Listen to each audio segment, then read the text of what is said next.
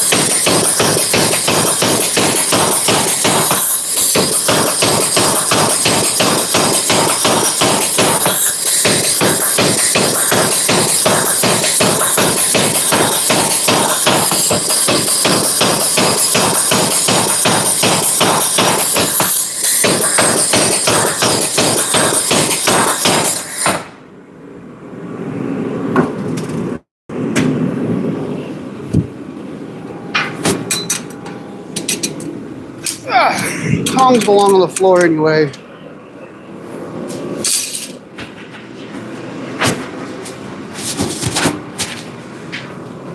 Oh wow, hi guys. Yeah, there's quite a few of you in here now. Right now, we are just forging some bar stock into a preform to do fire pokers. So I've got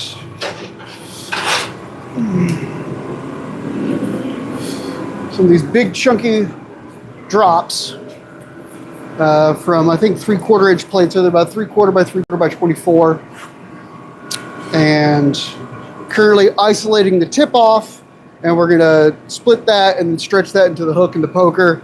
And we're gonna keep lengthening it and thinning it out, and then we're gonna do a handle on it. Woo!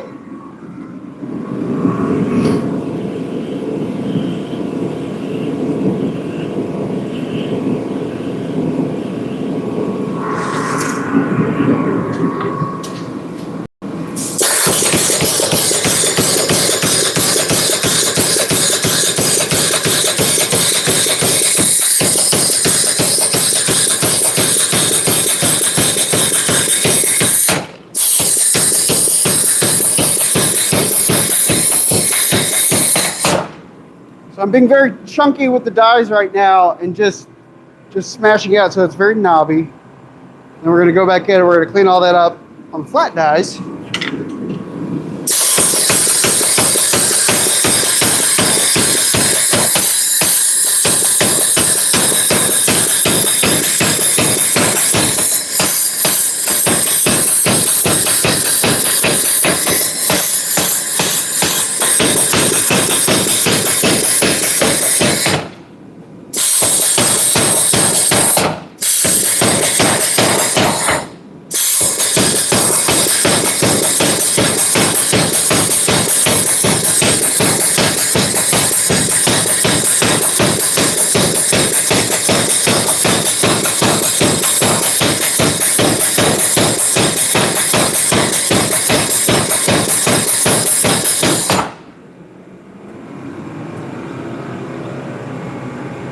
Now we're much cleaner, not as lumpy.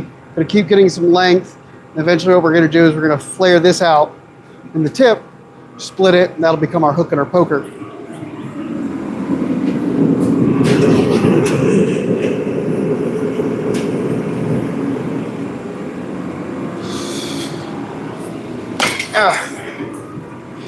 Here's a little guy I was working on before.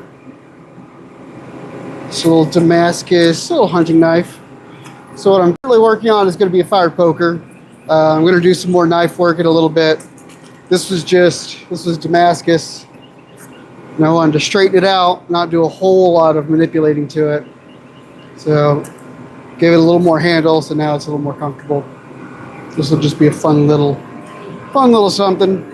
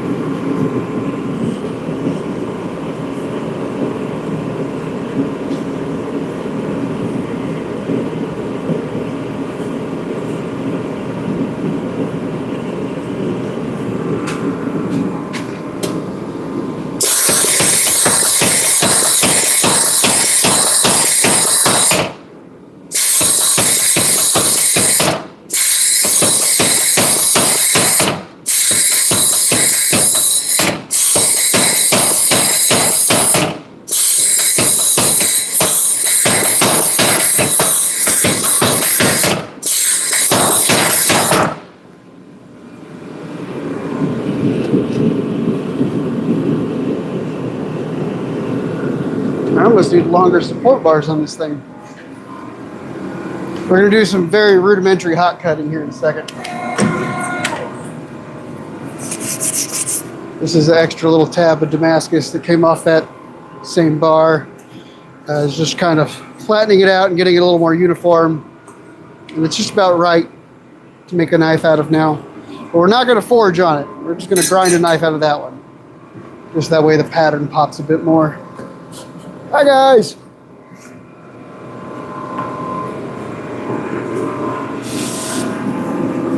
Oh, then we'll probably get around to making probably do another chopper today. I want to do some smaller knives, honestly. If you guys have seen anything else on the channel or on my Instagram, I normally do very big, chunky knives. Somewhere I've got a template hiding out in my truck.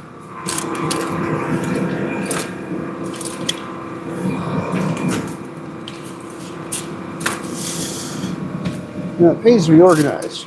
And, I lack in that area some days.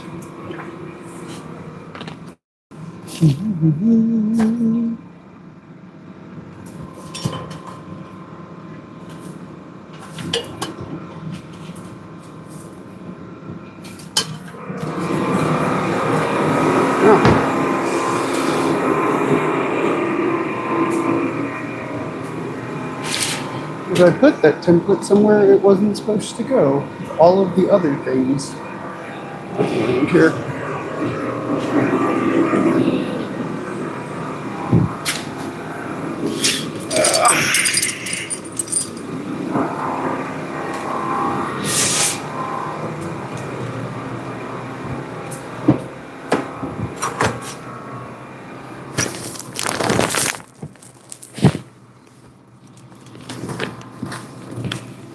There it is.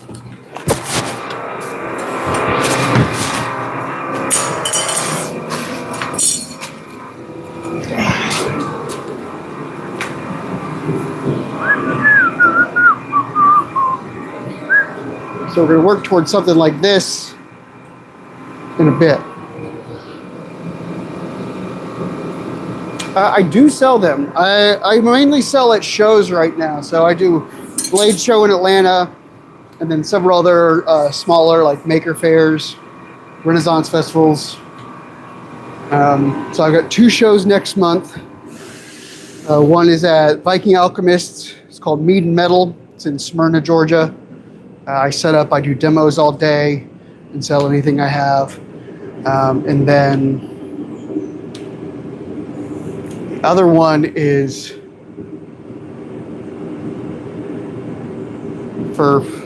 it's a brand new one. Someone just told me about it and I just booked it.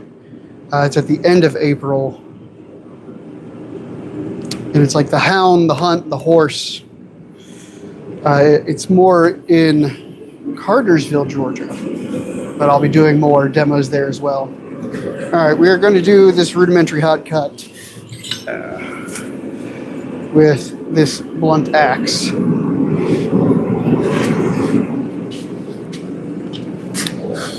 And very gently, we're going to look and see. That looks good.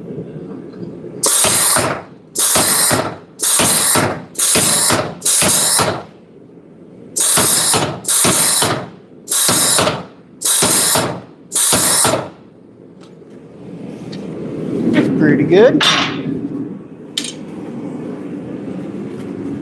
I don't like going too deep and accidentally hitting the power hammer with the axe blade, but got the groove started. That way I can split it a little more by hand on a Hardy tool.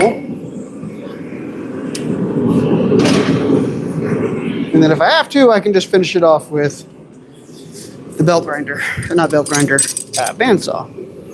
Hardy tool. Swing you all around so you can come see it. The Anvil side now.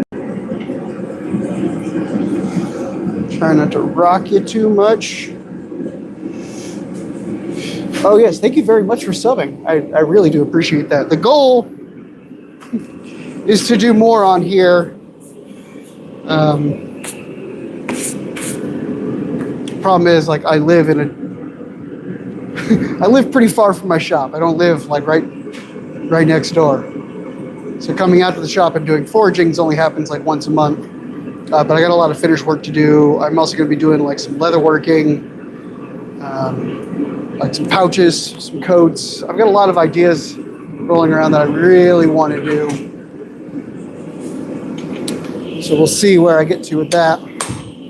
Let's get this split.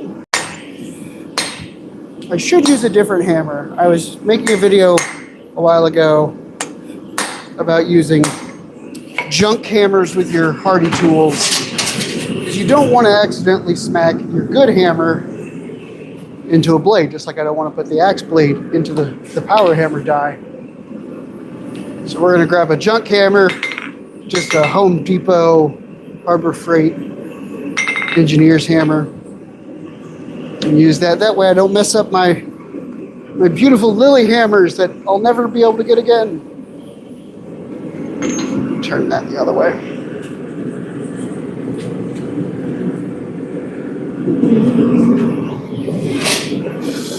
This split. Yeah, there we go. Now we're talking. This bar has got me very hot. Even through the gloves.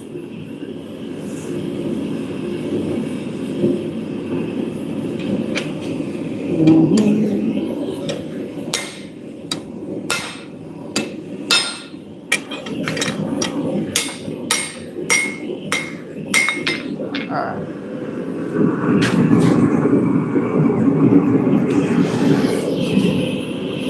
We'll let that cool off for a second. Let's stick this other one in, get it warming up, and start the same process over. Hey, thanks for stopping by.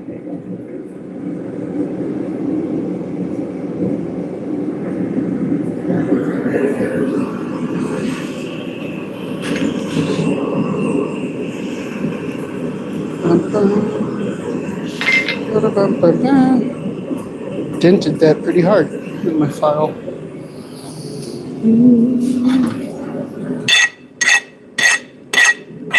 Sorry that's loud for you guys. I don't mean to be aggressive on the noises.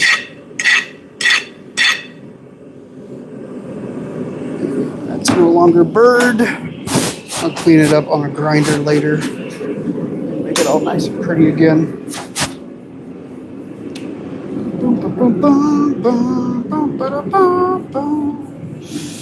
Rotate slightly.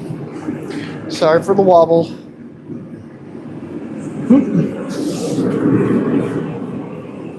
Somewhere I've got a bucket of water. Should be dunking the other end of this handle in.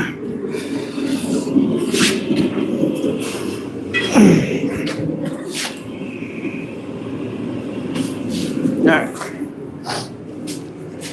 Very high quality tool setup here. This is actually this isn't even this isn't high carbon steel. I can just cool this off. It's not gonna harden. That way I don't ruin my little cheap bandsaw blade here.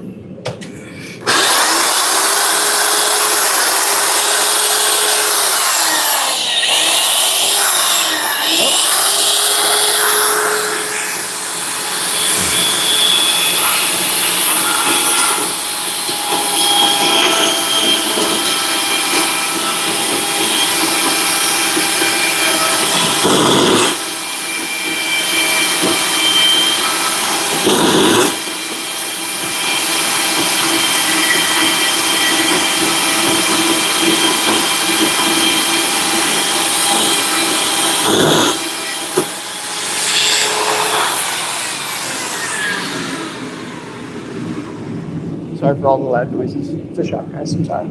So it just took the bandsaw and just kind of finished that split. And now we're going to turn one into a hook and one into a poker. I did leave them very chunky. That way there's plenty of meat left and we don't accidentally form any soft spots. I'm trying to mitigate my wobble as much as possible. All right, back to the good hammers. Where is... Yeah, this will do. I don't need much else. Honestly, you can do so much work with just one hammer. You don't have to like swap hammers a whole bunch. This is a 2 pound, 2.5 pound rounding hammer. Lily hammer. I love these. Unfortunately, he's no longer making hammers, which is a very sad day. So I've got 3 hammers from him. They're all great. I'm gonna have to learn how to make my own hammers now.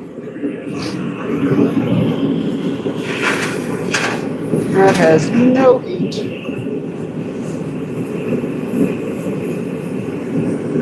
This other end has heat though. You guys want to watch me smack it with the power hammer?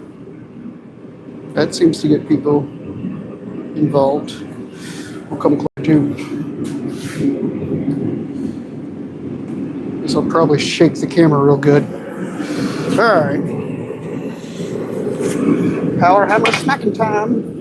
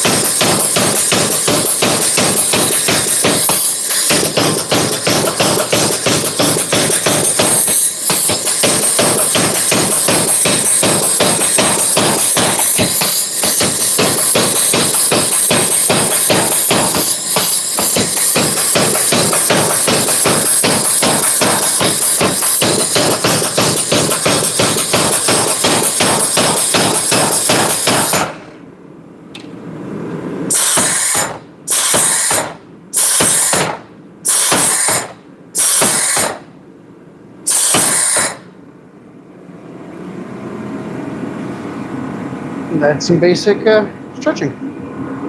So this will be the hook end. So we'll split it just like I did the other one. Make a hook, make a poker.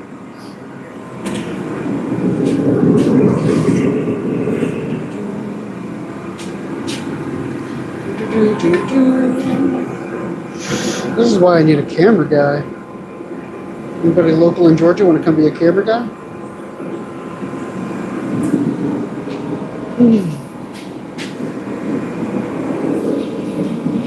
All right. We got hot tamales. So I'm going to forge both of these out. I can get a little more room inside to clean up all that dividing that we just did.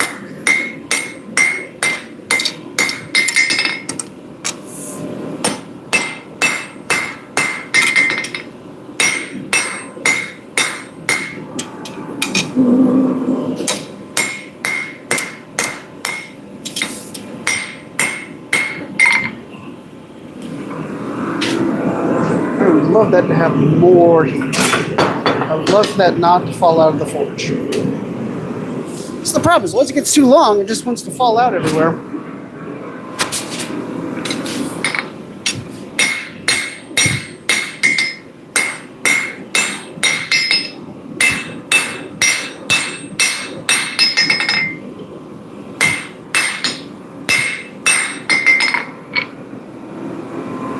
It's a nice big old blocky end.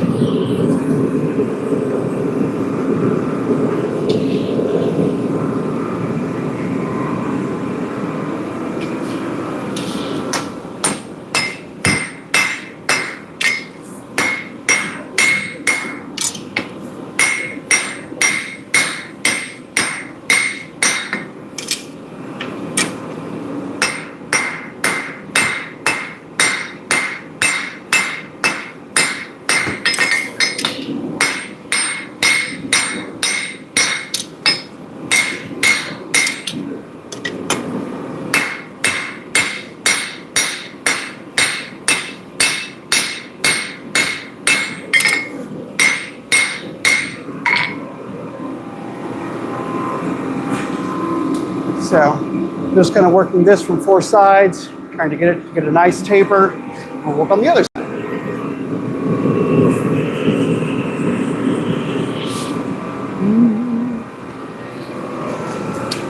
I think it's monster o'clock because I think I'm out of coffee.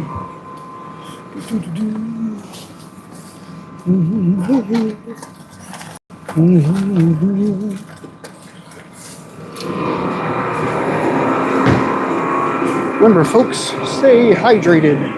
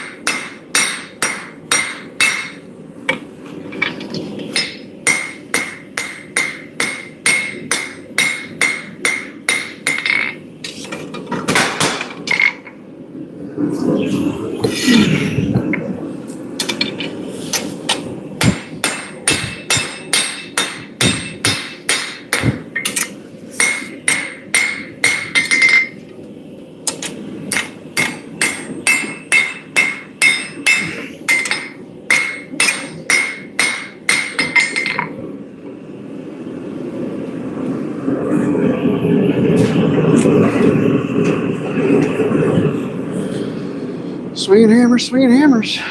How's everybody doing today? All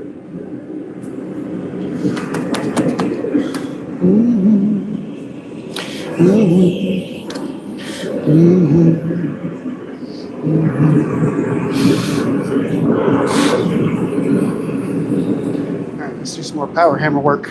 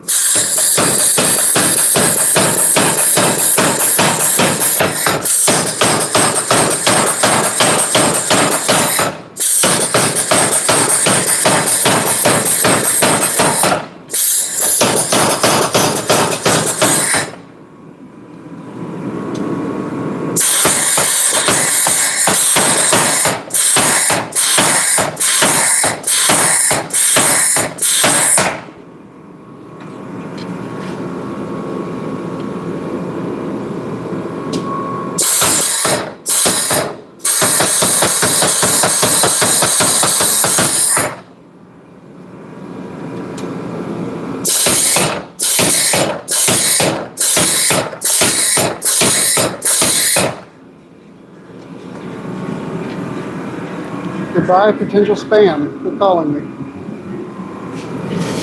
All right, we got that notch started.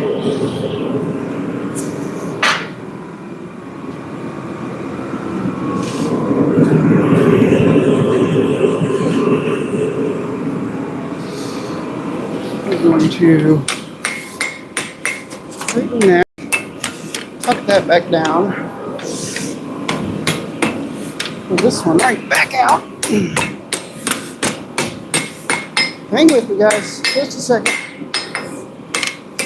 We're coming. We're coming.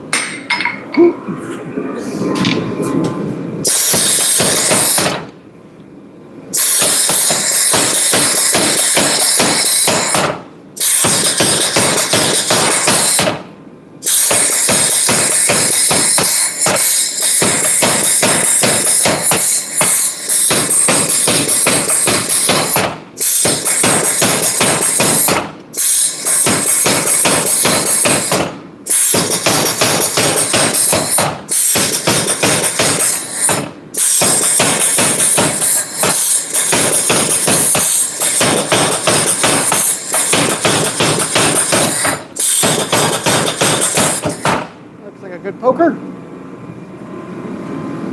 So I know it's very lopsided and not pretty, but we're gonna taper this off into a point. We're gonna give this a little more of a hook, clean that up, and then we'll get to doing the rest of the shaft and the handle. So like, hey, I literally just did my first Fortune Fire the other day. Nice. Just need to mount my anvil now. Dude, mounting anvils is probably the most important thing. When it comes to being able to work efficiently. I am very bad about it. So don't be me. As I say, not as I do. So this is a, I think it's a 275 pound anvil. It's 125 kg. It's a petting house. And the stand it's on is not very solid. Like the weight of this anvil does most of the work for itself. But I'm working on building a better stand for this. My Peter Wright that I do shows with does get mounted pretty solidly. I'll show you my little Peter Wright over here. So this is my Peter Wright. It's about 117 pounds. And it's on this nice triangle frame, which is very, very sturdy.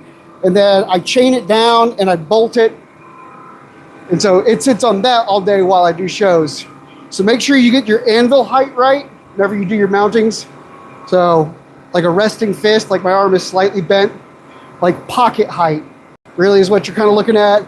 The other way to judge it is by like your inseam, because sometimes you're going to end up putting a piece of metal in between your legs to grab it. So that way you could do like a hot cut or stamping.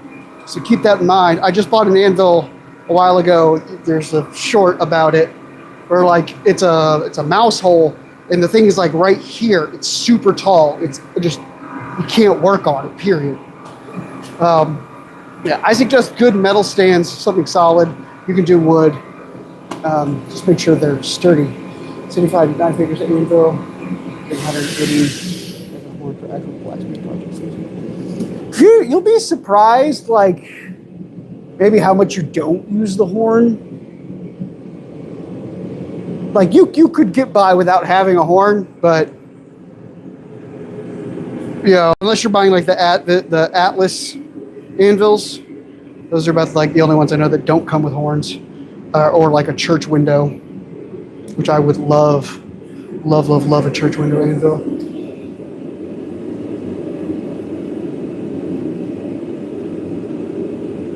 Nice. Like stumps work great as long as they're like solid.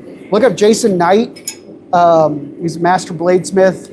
Look him up on YouTube. He does a video about building an anvil stand. Like everything he says in there is 100% true. Do everything he says, and you can't go wrong.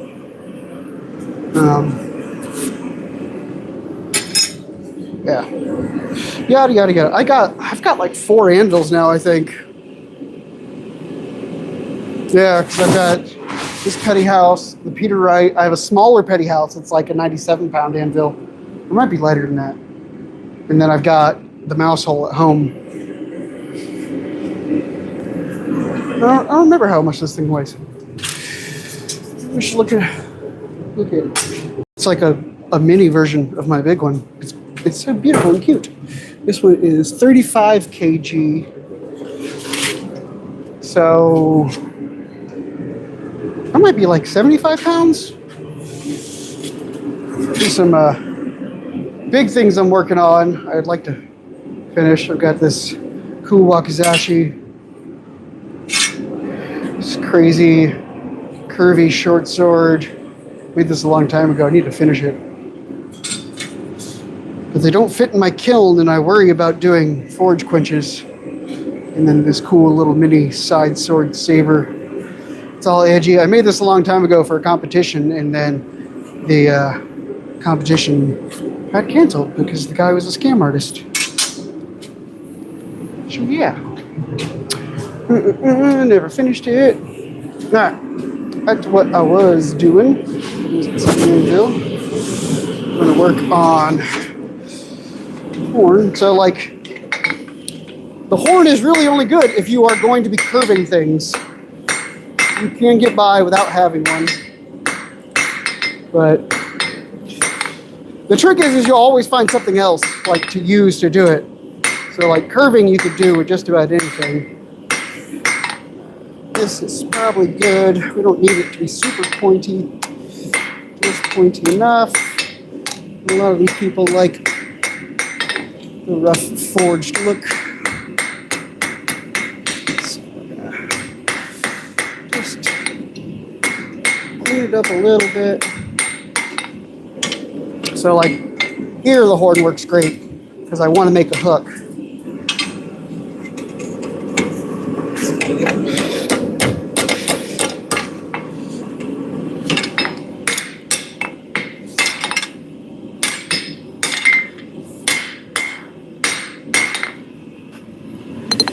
I don't like that in there.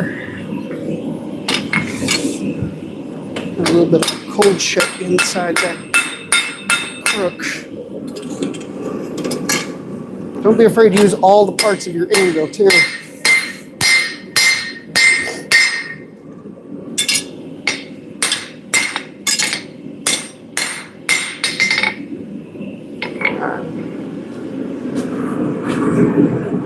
It's just a big L. Take an L on that one. I guess we're gonna work on this one now.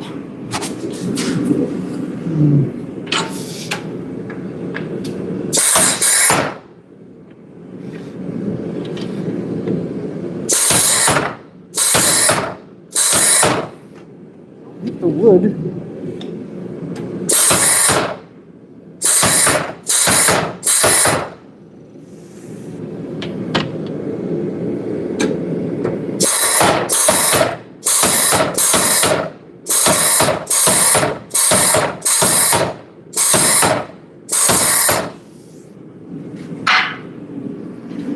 Let that cool down. I'm going to work on this hook.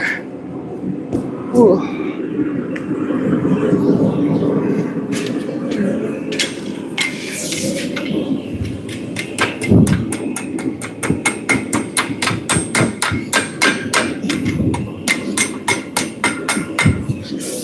All right, there we go. Hooky. Looky. Here comes Hooky.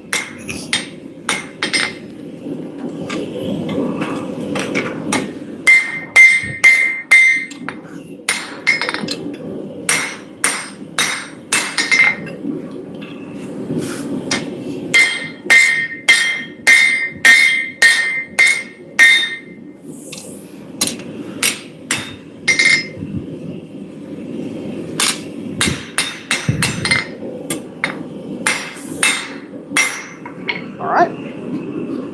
So we got a pokey bit and a hooky bit. Ta-da!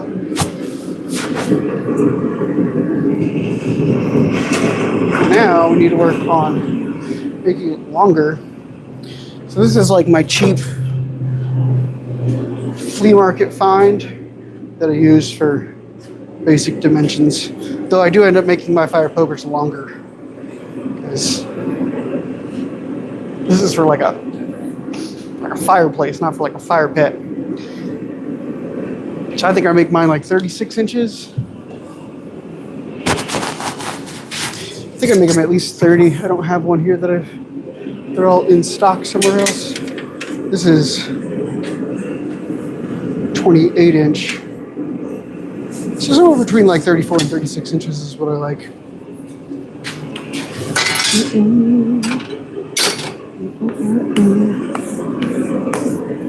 Figure out what I'm going to do on the handle of this one.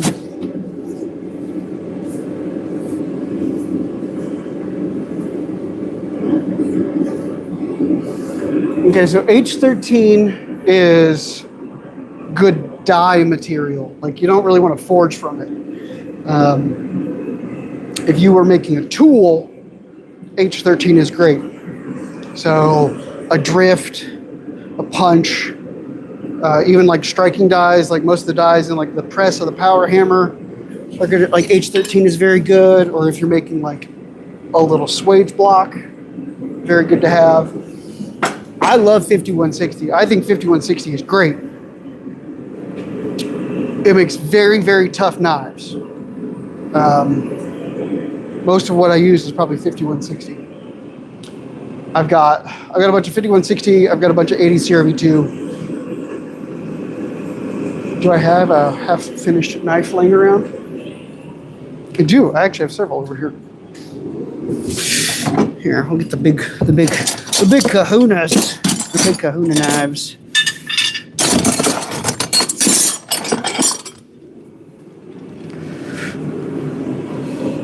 I think leaf springs are very fun to play with. So like this is one of the leaf spring that I left real thick in the handle, just to make like a full, like no scales, nothing kind of knife. It's just good chunky handle, like a medium-sized chopper. There's like another one. This is cool, extra recurvy and edgy. I need to trim that handle down a little bit. It was good. And then I got this big old bad boy. This is what I normally like to make. I like making really big knives because I think they're cool. They don't always sell, but I think they're cool. And I just have fun doing it. So let's see how big this guy is. Maybe like 18 inches. That is 19 inches end to tip. So with like a 14-inch blade. Yeah, 14-inch blade.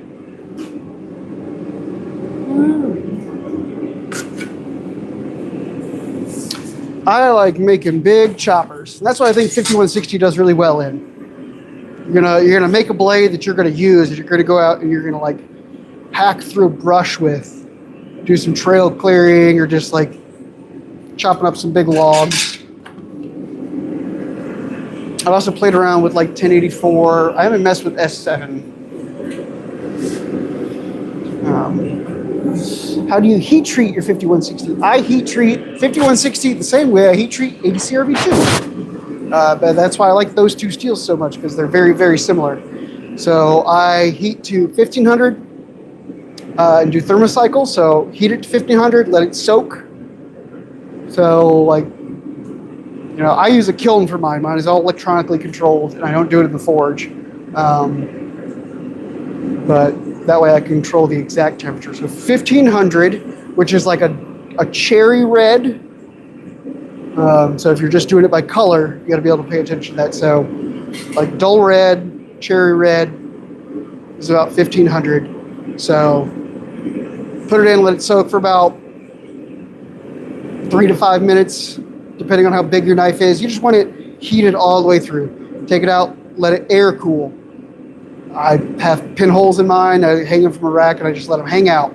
I do it in batches too, so just understand where this mind frame comes from. So put it in, 1500, take it out, air cool. Do that 3 times. That's your normalizing. That gets everything de-stressed and plain. From there, drill your pinholes. If you're gonna do like a wooden handle, do like scales, drill your pinholes after you normalize. And then I bring it back to 1500, hold, make sure it's nice and thoroughly heated, and then quench in Parks 50. 1500, 1500, 1500, 1500 quench. Makes life pretty easy.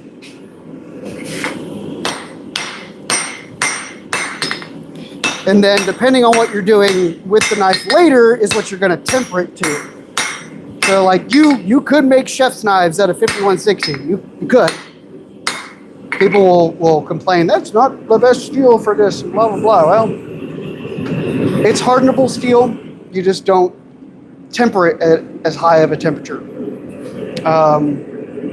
You can look up like all the heat treating scales for different steels. The knife engineering book is a really good one to get.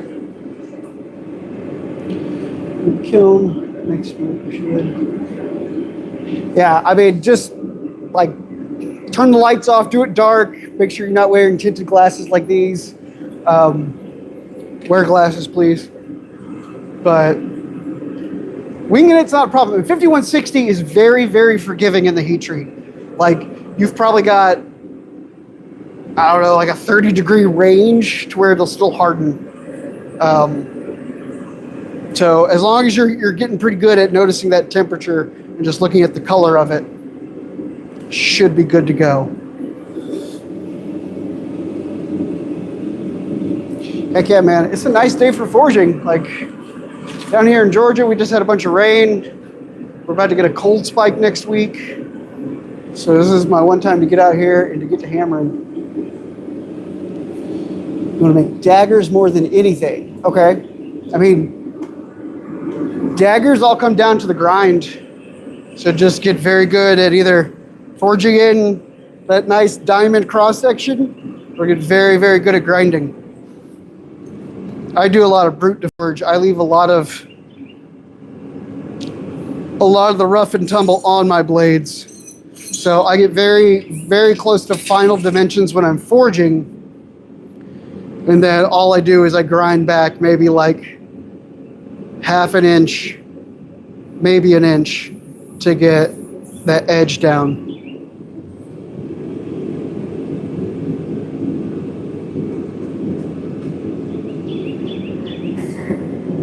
Yeah, dude, I hate grinding. Grinding is like my least favorite thing.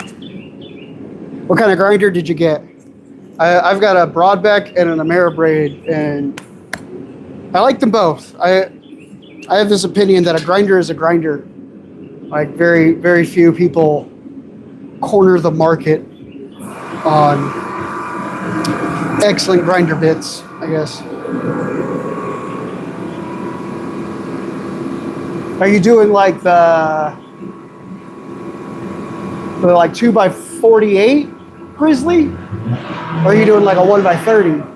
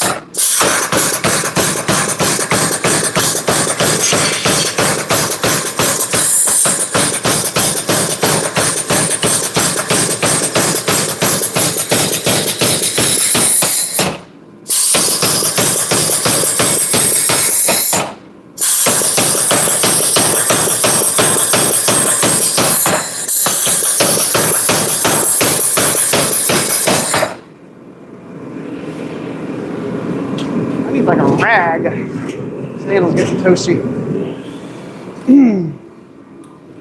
Oh, it's a 2x72 Grizzly. Okay. Oh, okay, no, 2x48. So the 2x48s are pretty good. Like, it's got a variable control. Just make sure you buy good belts. I think it was, it's John.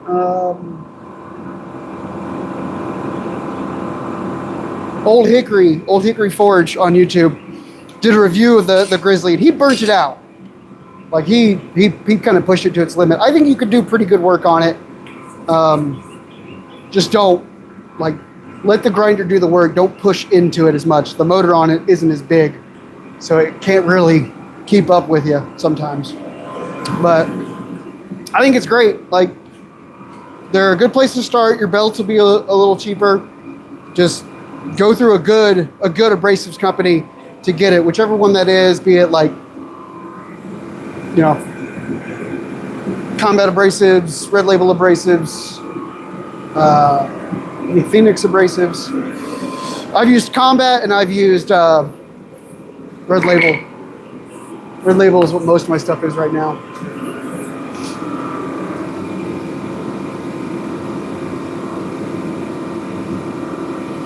As long as you don't try to overpower it, you'll be fine. I used like the Harbor Freight 1x30 for forever. And I still use it. Like, I finally just decided that it's time to get rid of it because like I'm trying to grind Kydex on it. I can't even do that anymore because all the wheels are out of balance and like I can't touch it anywhere without bogging down that little motor. But that thing cost me $50 and I bought it, I don't know, 13 years ago. I'm finally saying, all right, it's time to get rid of you.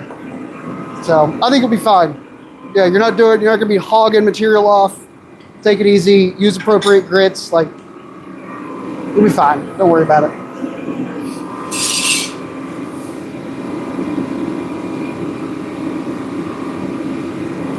Yeah, I have no doubt that you'll be just fine with it. I think John was really pushing the limit on it, so.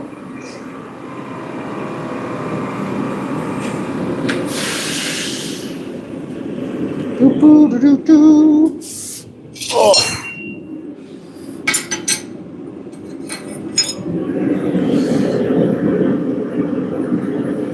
Can't decide really what I want to do with this little knife. It's kind of feels okay. I don't know if I want to. I'm not a fan of like little short clip points. I hate Bowie knives. So anytime anything looks like a Bowie knife to me, I'm like, that's stupid. I hate it. But I mean, then again, people on the internet, they'll call this a Bowie knife. And I'm like, it's not a Bowie knife. It's just a chopper. Just leave it alone. Bowie knives have no discernible features to me.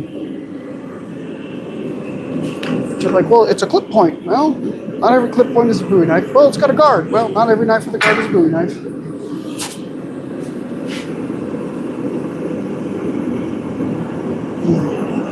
All right, we're gonna lengthen the handle on this, and it's getting hot. I would like a rag that's not soaked in oil. There we go.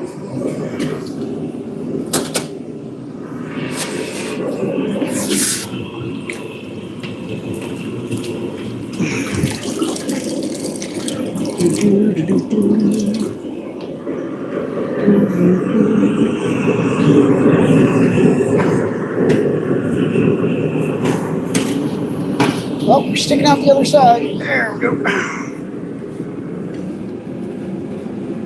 Great part about my steel is you don't have to be super fast on hitting it. You'll be fine.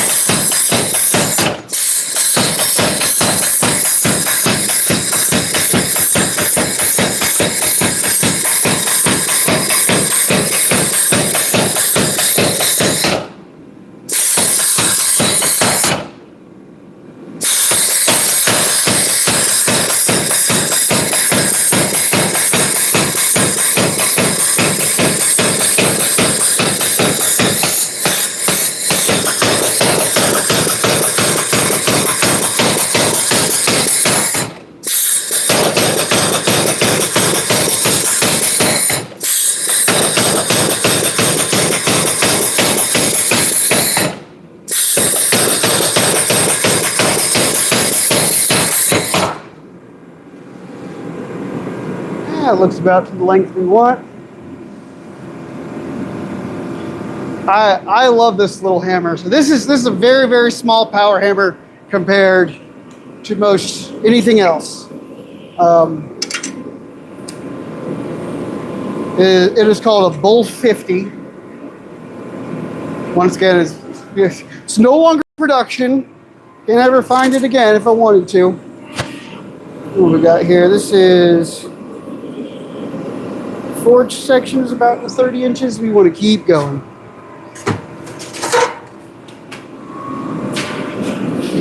So that's my lot in life. I always find stuff that I like, and then I can never get it again. So I got to take care of what I have. It's a good thing.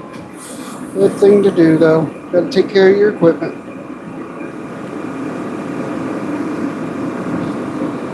So I like it because it is pretty quiet. It doesn't, it doesn't run while I'm not hitting it. The compressor is loud on the back end, but it is great for production because I don't have to hit a switch. I don't have to wait for anything to wind up. I just get in the shop, turn the air compressor on, and it's ready to go whenever I need it.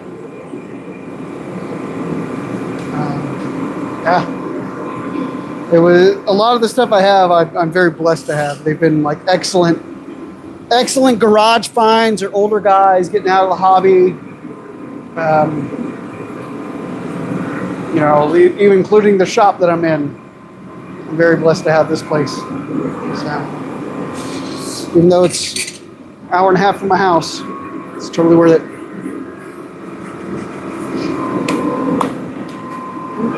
All right.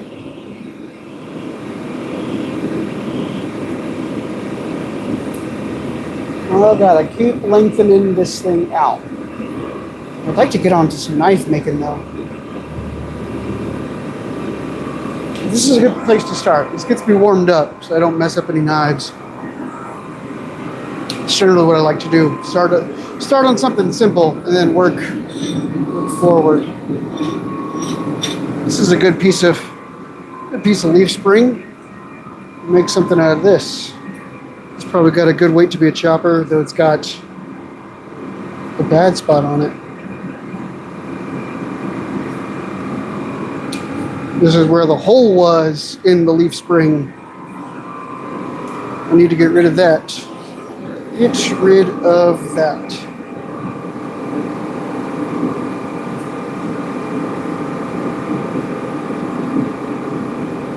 I could just not cut it off. Can I not cut it? No, I don't know.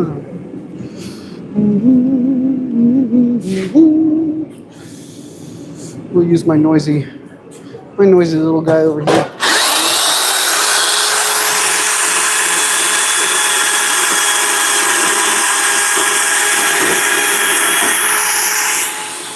This thing is warm though. It's been sitting up on that table.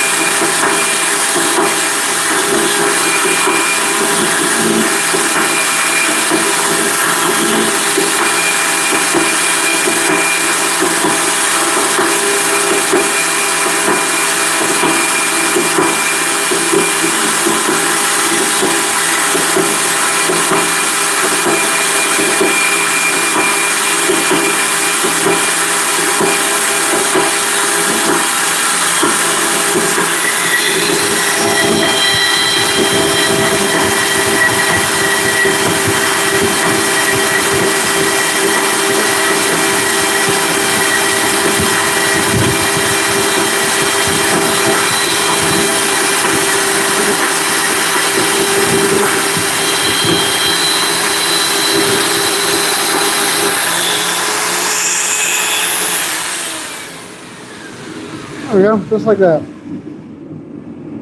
No more crack to deal with. Oh.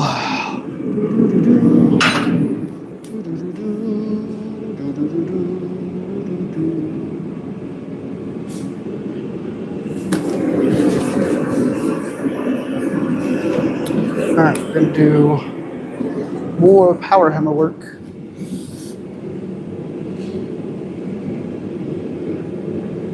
You only have to hold it there for a couple of minutes. Definitely not hours. If you hold it there at hours, you're gonna decarburize the whole thing. Once you get to like making a bunch of stuff and kind of getting used to what you see, you'll realize like when you kind of reached a bad point, and you might be decarburizing metal. So just be wary. Like when you leave good knife steel in the forge, don't leave it in there too long. You only want your heat to be long enough to get to temperature, and then just be done with it. So like when you're going in for your quenching and normalizing, like you heat it up, and once it hits there, maybe hold it for like a minute, and then take it back out. You know, either take it out and quench it, or take it out and let it air cool, depending on what stage you're doing. The only time a knife should be at temperature for hours is when you're doing tempering. So, and that's only at like 325 to 425, depending on what steel, what you're tempering it for. So, yeah, don't put steel in the forge for hours. Bad move, or kiln, or whichever.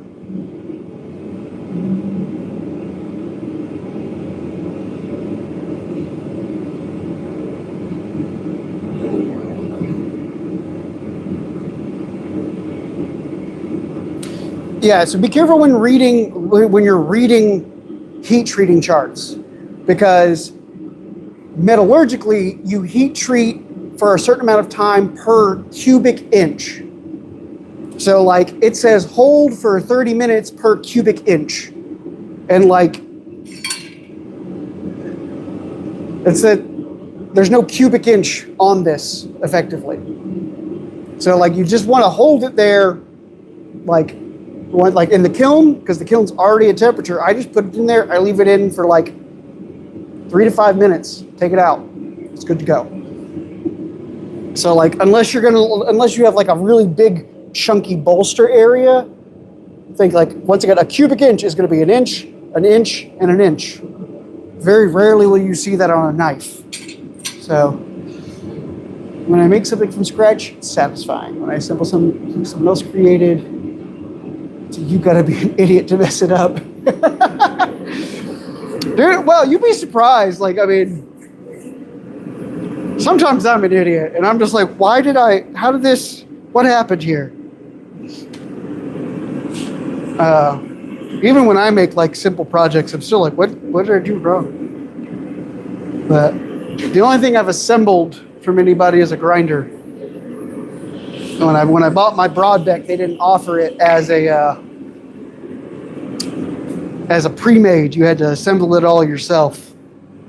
So, yeah, I prefer my own work. I prefer forging everything. Like I operate CNC all day long. I used to operate water jets. I operate a plasma table now. I cut blanks all the time. Like this, that's a cut blank, but it's plain steel. It's not high carbon steel in any sense. I have high carbon blanks that I cut a long time ago, but I don't like grinding, so I don't use them that much. So they're just sitting around in a box. Eventually I'll do it. I'll be bored one day and be like, oh yeah, I'll do all this stuff. All right, I think I should grab a pair of tongs now, just because the thing looks like it might be getting toasty, but we want the small tongs. The smallest tongs that I have to hold this.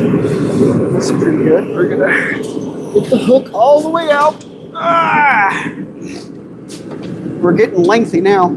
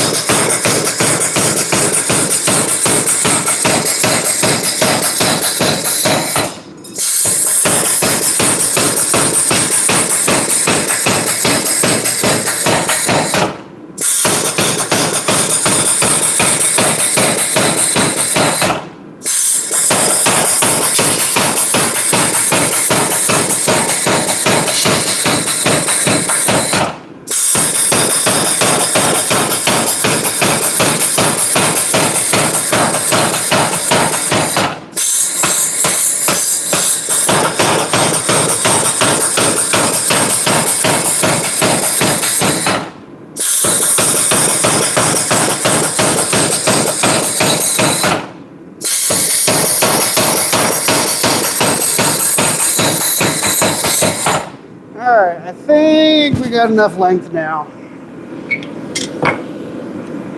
to make this how I want it. We're going to lay it out across the anvil. We're going to measure, let's see, we're going to cut it at 30. Yeah, we're going to cut it at 34 because we're still going to take some length in this handle. So here's my cut mark.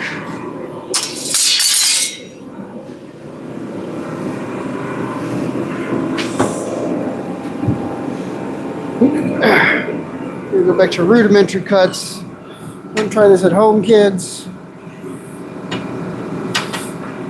Ooh, this thing is still toasty on the back end.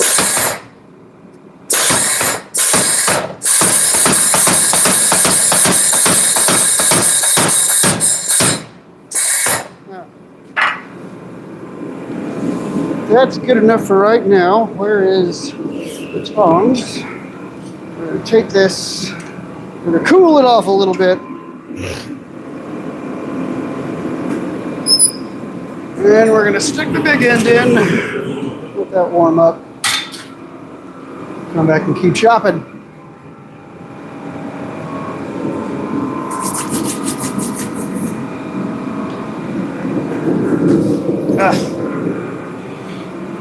You see, this is something heat treat charts are trying to refer to when they talk about holding temperatures, because they're thinking you're heat treating big chunks. I used to work in a failure and analysis facility where we did all that kind of testing. So I've got a bunch of like old test pieces from doing weld bends, welding tests. There's one. Well, this isn't a good one to show off, but this is an old test piece. So right here, you can see where that weld is. That's what they're testing, is that welding joint. So they do all types of bends and breaks and different stuff. And when heat treating this for certain testing, like to do normalizing cycles, they hold it there for prolonged amounts of time. As knife makers, you don't do that. Bum, bum, bum, bum, bum.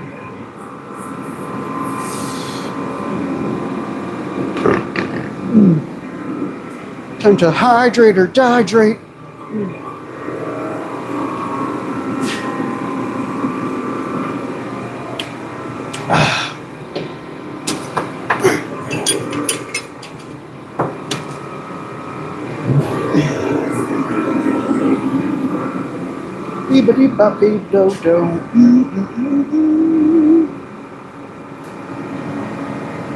Welcome to the stream, everybody. I hope everybody's having a good day.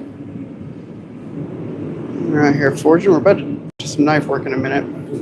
Make sure I get my camera set better. Which, forgive me, guys, I don't have a high dollar camera setup. It's just a phone and a simple wireless mic.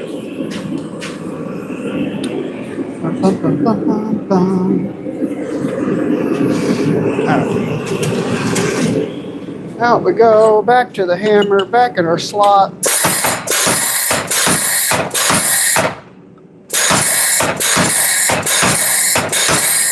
Oh no, I did not want to do that. Oh well, it's not too bad of a dent. Whoopsie. Probably cut through it. I meant to stop and I didn't, so my bad. And don't be afraid to let hot metal hit the floor. As long as your floor is not made of wood. All your shop space should either be dirt or concrete. So that way you don't run into an incident. I don't know what I should make out of this.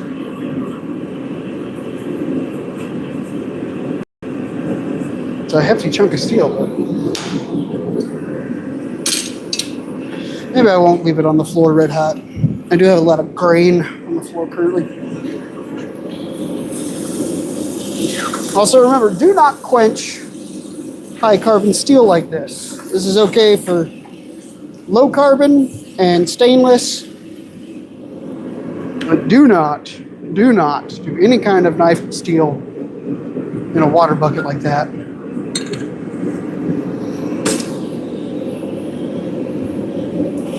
It'll be very bad. It'll crack. I don't even do it that much to low carbon, to be honest. Because you can still mess up the grain structure and make it start falling apart, and it'll just be hideous and ugly afterwards.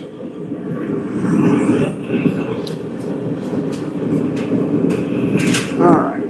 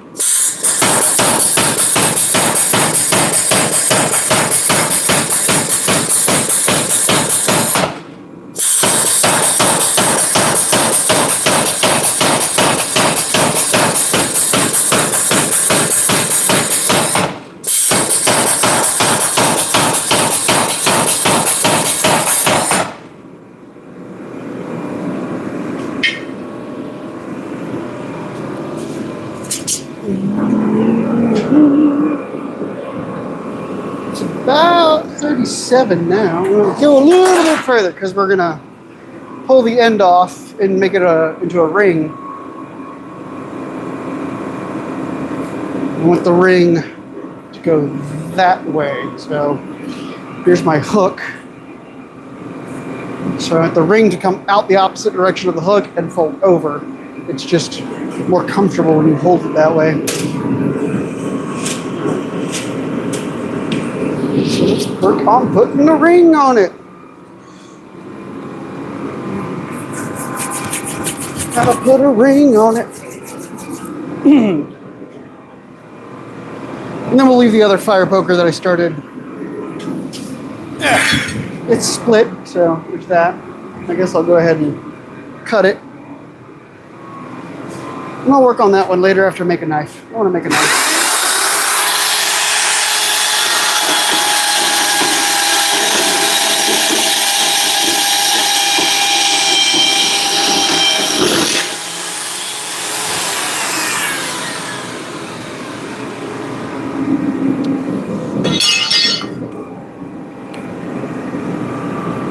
I think you guys want to watch me make a knife. I think, maybe, I don't know.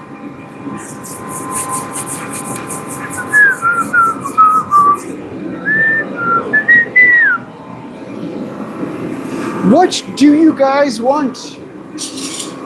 Are you not entertained? I should put all these knives back in my box, so I remember to take them home.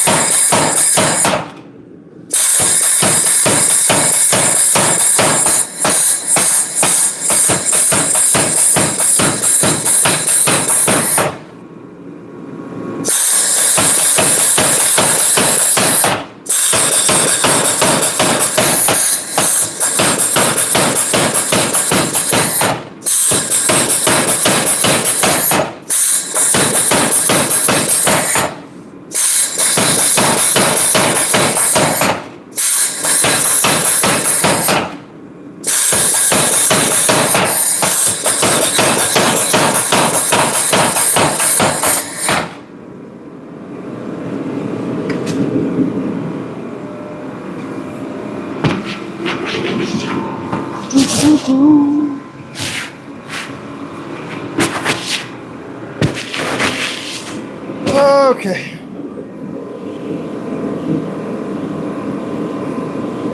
I need to offset my ring to one side now. Actually, I'd probably just keep tapering it out. That's what I'll do. I'll just keep tapering it out for right now. Give you guys a cooler angle.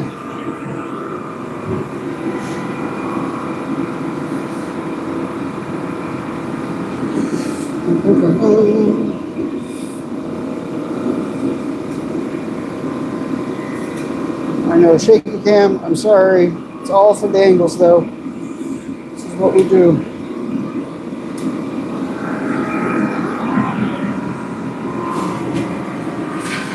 Yeah, that's a pretty good angle.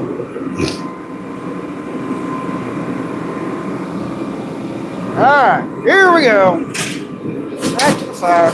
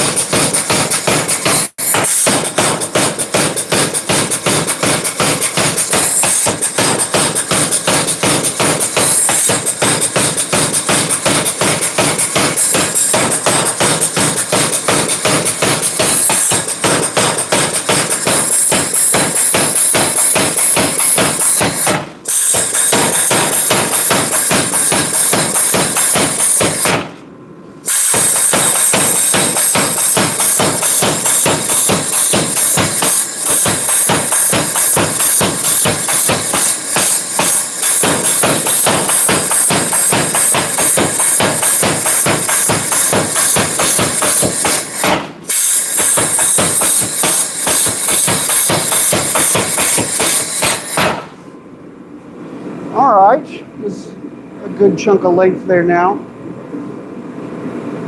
We're gonna taper the end even more, and we're gonna do a curl, and then we're gonna curl one way, and then we're gonna ring it the other. Whee! I hope you guys like flying.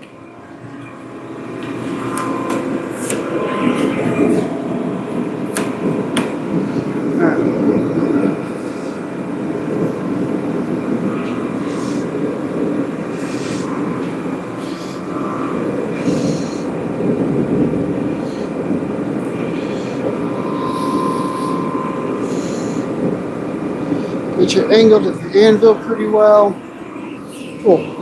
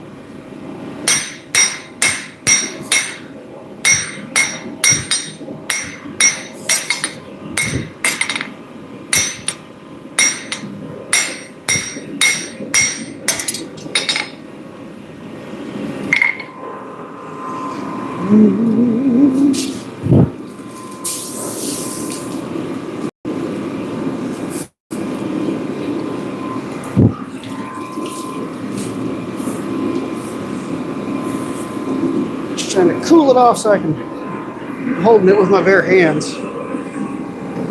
All right.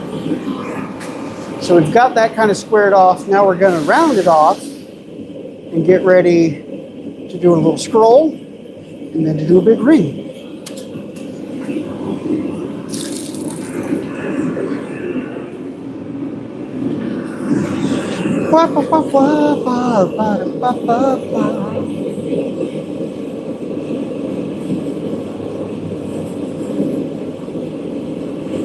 And we'll get to the chopper making. I always want to make choppers. It's all I ever want to make. Chop, chop, chop, chop, chop.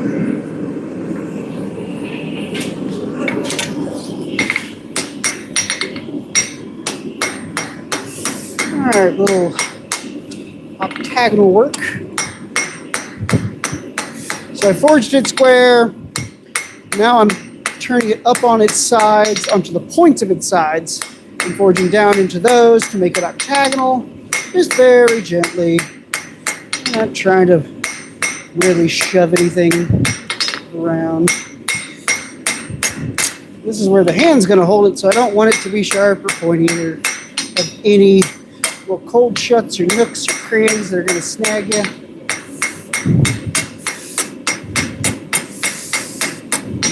And kind of round it off some more. We're getting twisted, but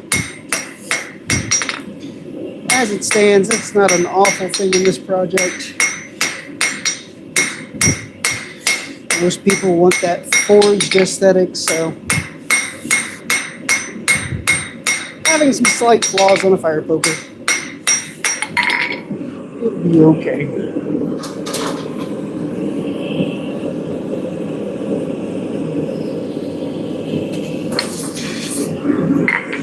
Those hanging out, feel free to ask any questions. I appreciate some commentary going on. We're making a fire poker right now and just working on the handle side of it. So here is my dummy fire poker. So this is what we're gonna make, but it's gonna look a lot cooler than just some 3/8 round bar with a hook welded on it. Because this is lame, but it's good for dimensions. Poke, poke, poke.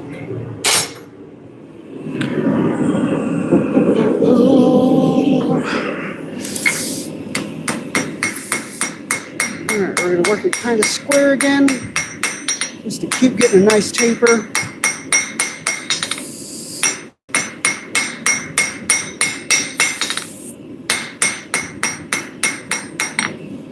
Alright, now we're going to turn it back up on its corners. Go octagon.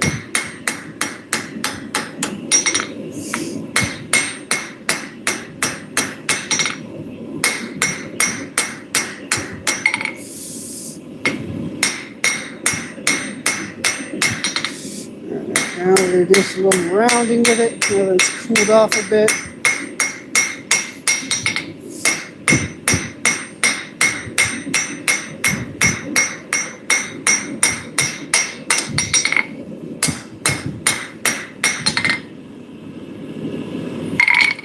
Hiccup right there that I just want to hang out for very long, so we're going to scrape that off.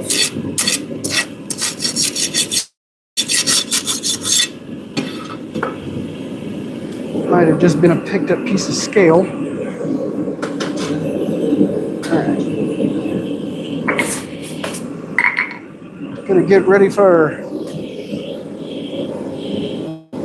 curl. So the curl goes towards the hook, and then the ring goes away from the hook. These are all the tricky things to remember. Which way goes where? Which when happens how? Alright. Just a little doodle bob right there on the end.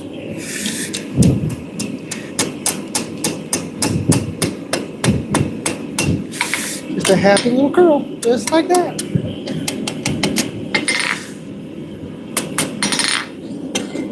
Then we're going to cool that tip off. And we're going to start smacking it in that direction.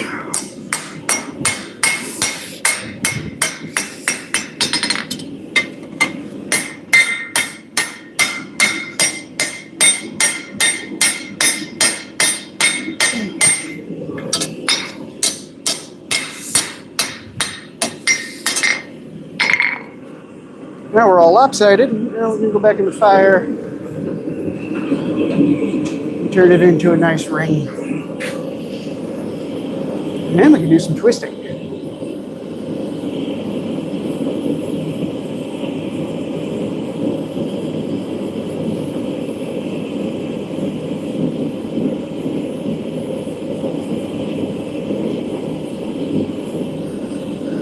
Ba, ba, ba, ba, ba, ba, ba.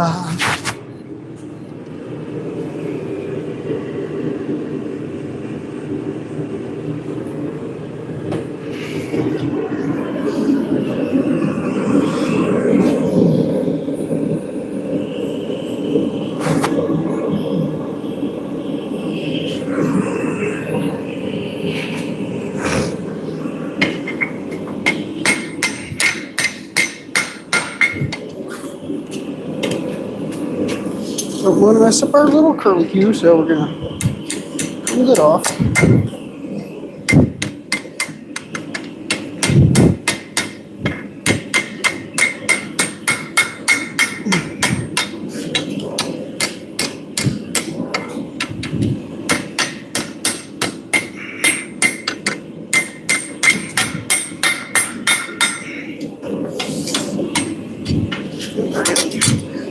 Lopsided now.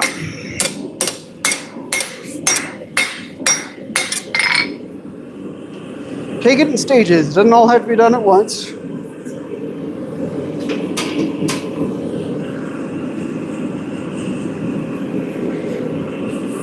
I honestly hate wearing a glove. Makes my hand all sweaty.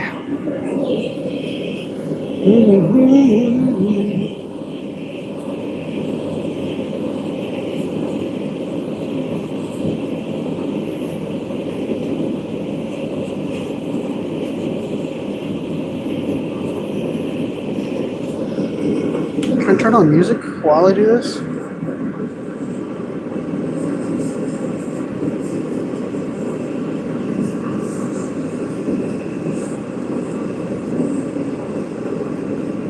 Heck yeah. Good thing for headphones.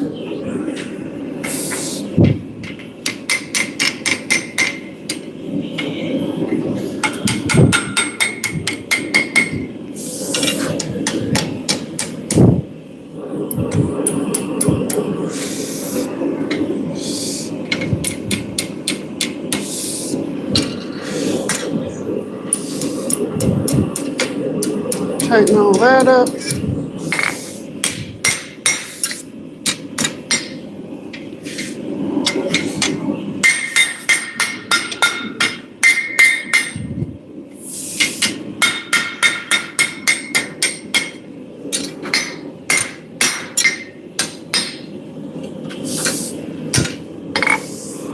Something like that.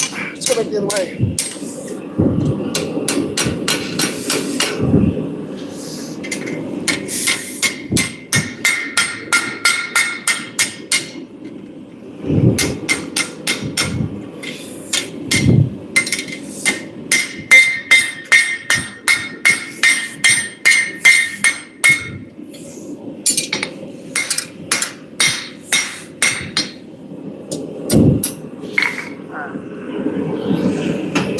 Refine it, make it prettier.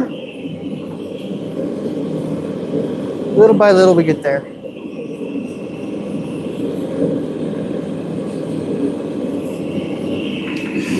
Hey, how's it going?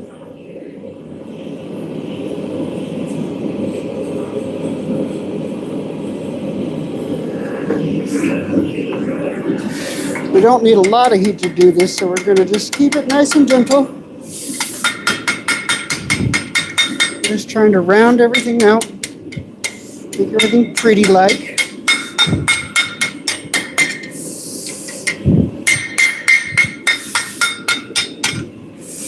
There we go. That looks pretty nice.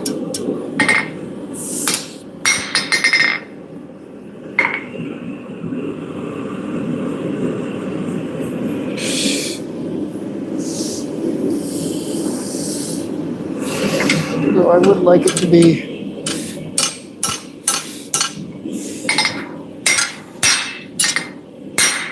a little more centered.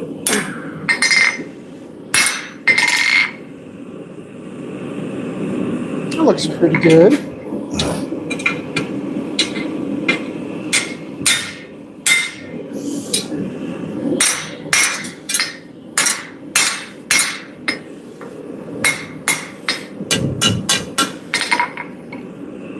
All right, not too bad there. Pretty happy with that. We're going to cool it off, see how it feels in the hand now. And then we'll do some twisting on it.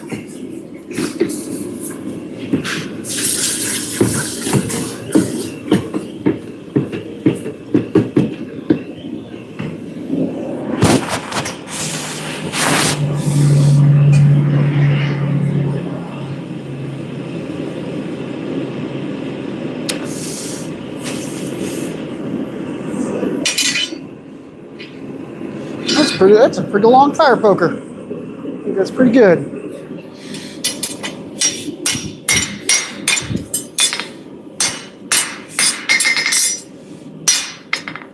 Dressed up a little bit there.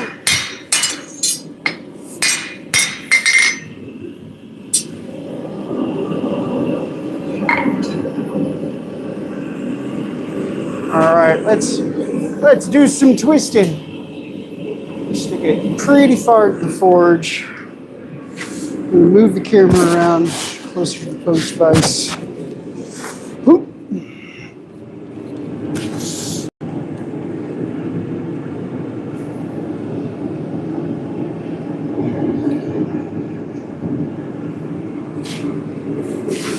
All right. I feel like you guys can see that pretty well.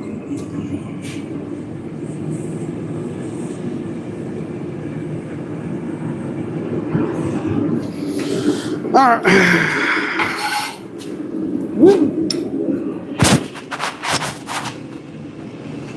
There's my twisting wrench.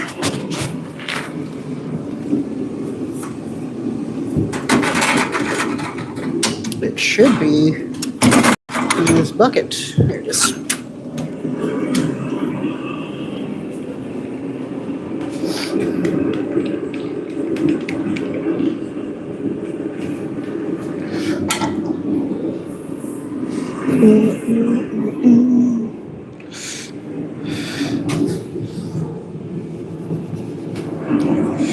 Anybody else out there working on any projects?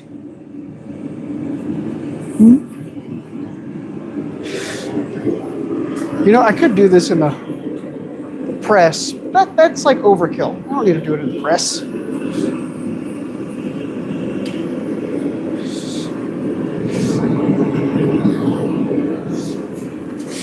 All right.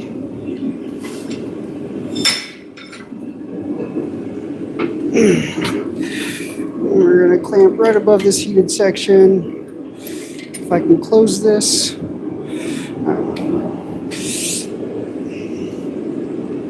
One, two,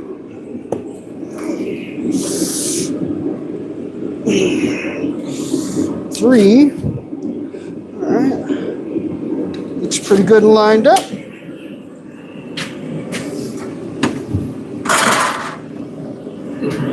I've moved everything in my shop, but I don't know where I've left half of my stuff.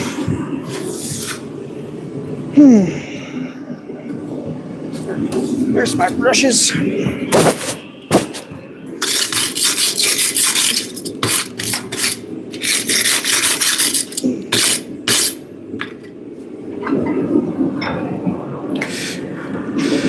Little straightening whack. Oop. Too much.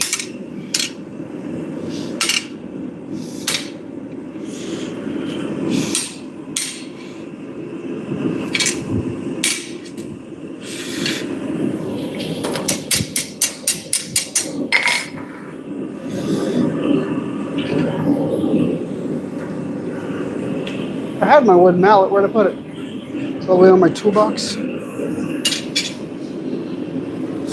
Yeah, you go wherever you want. That's fine.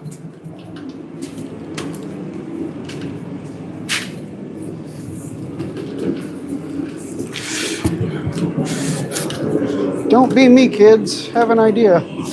Ugh.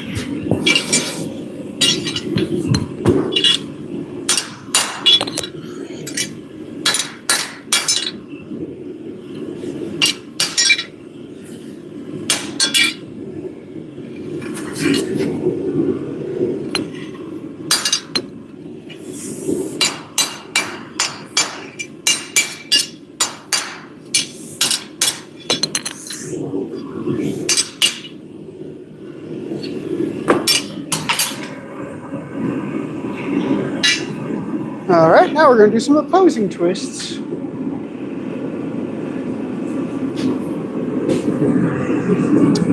Further up.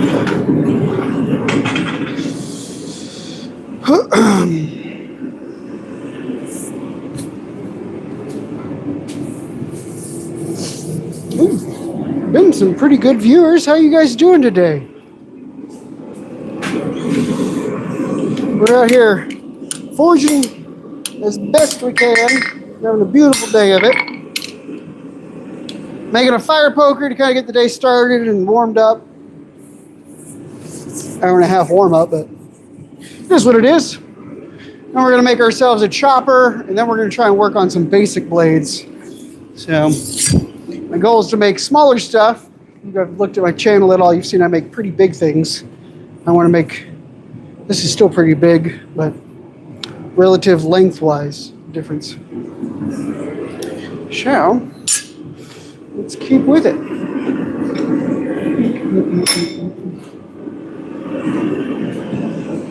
I've got to find my touch mark. Touchy, touchy. Still holding up good after all these years.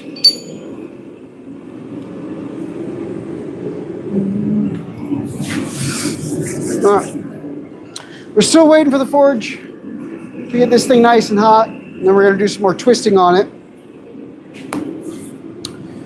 I guess we should go ahead and start prepping some knife steel. We'll get the power hammer going again. So let's find the right size of tongs to hold this big old hunk of steel. We're going to work with some 5160.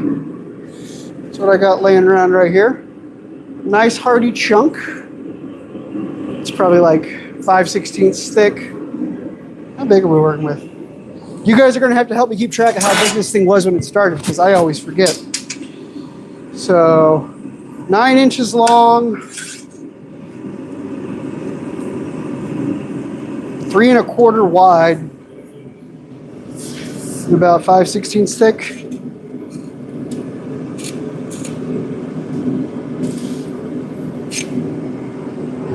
Yeah, about 5/16. My eyes are almost calibrated. So we're 9 inches long, 3 1/4 wide, 5/16 inch thick. We're gonna make a pretty big knife out of that. And the forge, get it going, nice and toasty. Our fire poker is almost ready to come back out and get twisted the rest of the way.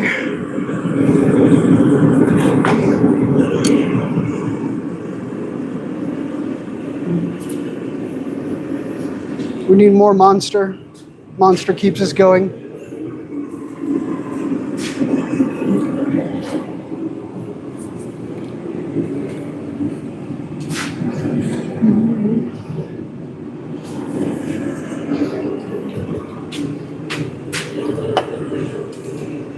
You guys have any music requests I could listen to? I'm open to trying some new things today.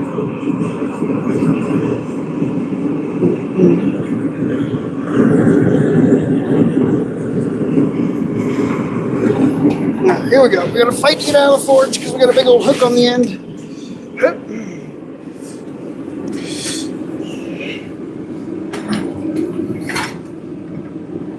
We're gonna clip it there. This is all just kind of eyeballed.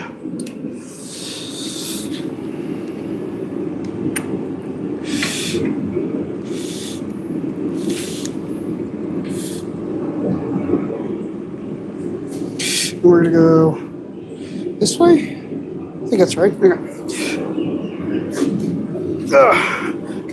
One. Ooh. This side is significantly harder. 2. Oh. 2.5. Almost there.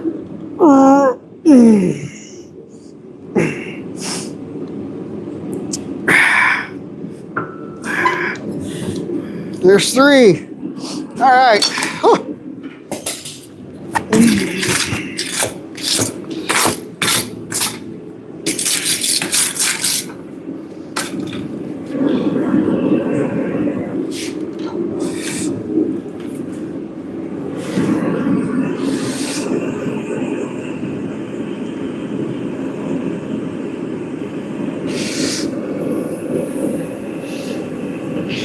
kind of want to twist this whole thing. You guys think I should twist it all the way through? I think so.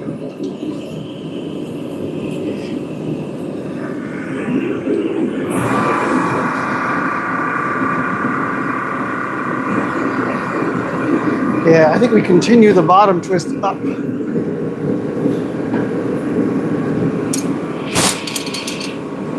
So we're gonna heat it up again and do it all over for fun. All right, you guys wanna see the power hammer? Let's do some power hammer work.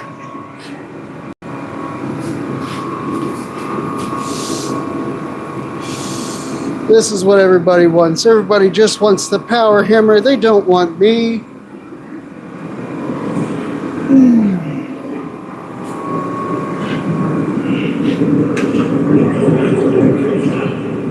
Alright, we're going to work on getting this tip crushed down to be more pointy.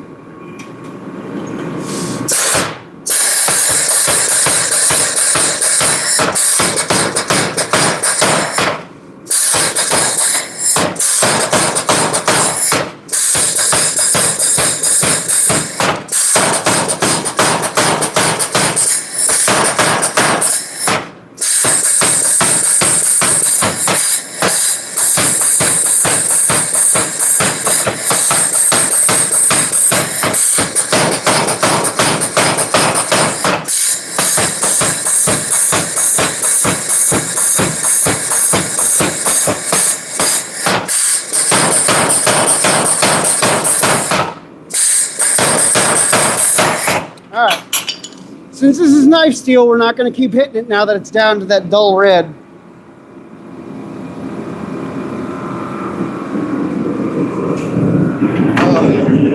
Looks like my battery's dying. We might have to end the stream, y'all. You know, maybe this is a good time to do it anyway. One of y'all's left. I only got 5% battery. So thanks for hanging out. Thanks for coming over, checking out the stream. I might hop back on in a little bit once we get this battery charged back up. But please, if you're here, subscribe. I'll do more of these later on. Have a good one, y'all.